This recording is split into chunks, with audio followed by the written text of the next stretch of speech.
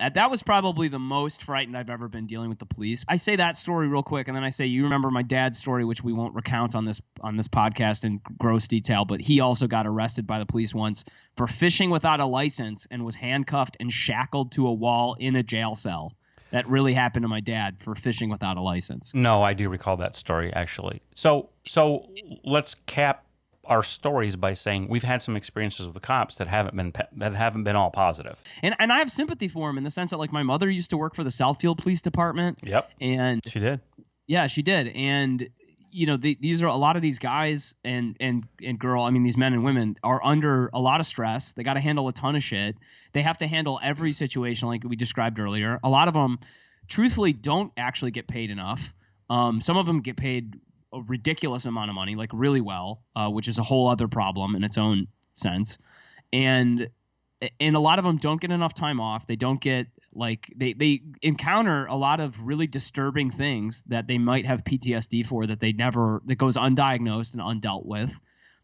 And I think a lot of them psychologically break down into one of two profiles. They're either people who truly want to help other people and want to and really are there to serve and protect. And then there's a second group of dudes, some of whom I knew in college, who wanted to become police officers, who are just total dicks.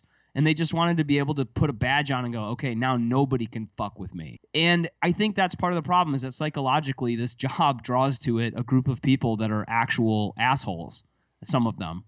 And by the way, just to say this, is like, I've had bad experiences with the police. I've also had good experiences with the police where I felt like that guy was on the ball. He's a great police officer. He was kind and respectful and was just being like, dude, I'm here to lay down the law and this is how it's going to be.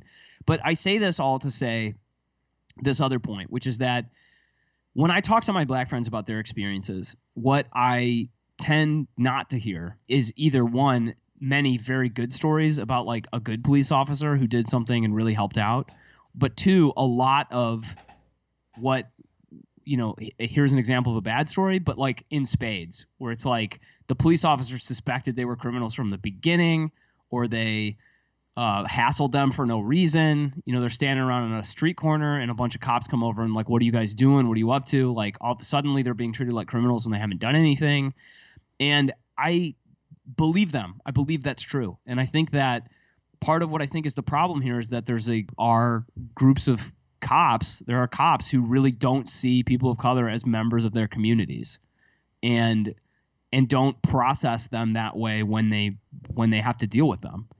And I think that if I lived in a community in which I never thought the police ever had my best interest at heart, and I mostly live in a community where I think most police don't do a great job, to be perfectly honest, I think that I would find it really difficult to ever trust